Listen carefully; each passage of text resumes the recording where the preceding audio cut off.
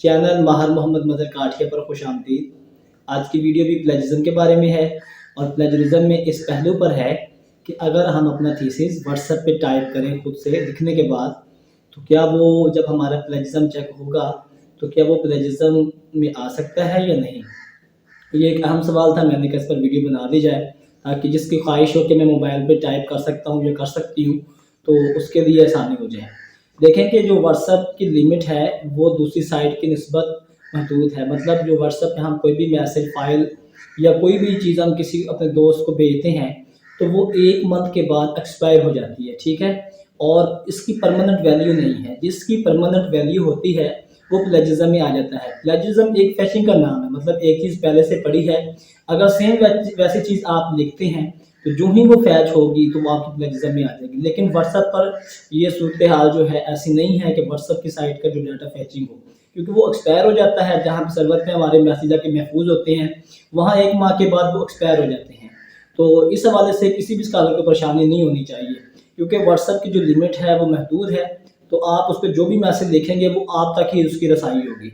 उस मैसेज को आप महफूज रखें। जैसे कि आपने पहला बाब लिखा है, पहले बाब को लिखने के बाद अगर आपके पास टाइम है तो आपने जो मोबाइल है उसको ओपन करें, उसमें अपने खुद को मैसेज करना शुरू कर दें, ठीक है। मैसेज में आप टाइप करते जाएं और उसको महफूज करते जाएं और एक किसी अच्छे कंपोज़र को भेज कर उसकी सेटिंग करा दी जाए। यूँ आपके जो पैसे भी काफ़ी बच सकते हैं।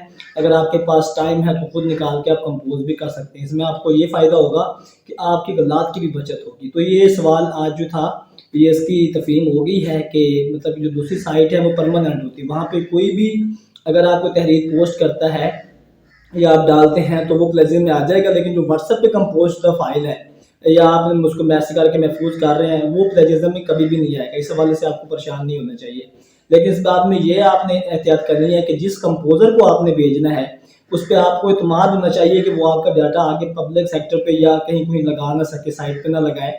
क्योंकि जो ही आप अगर आपके थीसिस जमा होने से पहले ही वो डाटा जो आपने कंपोज करके उसको सेटिंग के लिए भेजा था वो इस्तेमाल करके या किसी और आर्टिकल में लगा देता है तो फिर आपका लिखा हुआ ज़ाया होगा। लेकिन आपको अपने कंपोज़र से मुत्तफ़िक़ होना ज़रूरी है, ठीक है। और इसके लिए एक अच्छे कंपोज़र का इंतखाब आपको अगर व्हाट्सएप पे खुद टाइप कर रहे हैं तो आपके लिए ये ज़्यादा सूटेबल होगा। लेकिन उसमें ये है कि वो आपका डाटा महफूज करे।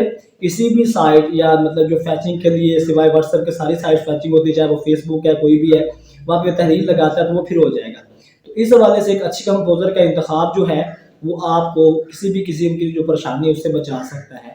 तो आप व्हाट्सएप पे अपना जो है बात टाइप करें, उसको महफूज करें और साथ ही साथ अपने कंपोज़र को भेजते जाएँ, वो आपको सेट करके भेजता जाएगा। बहुत शुक्रिया।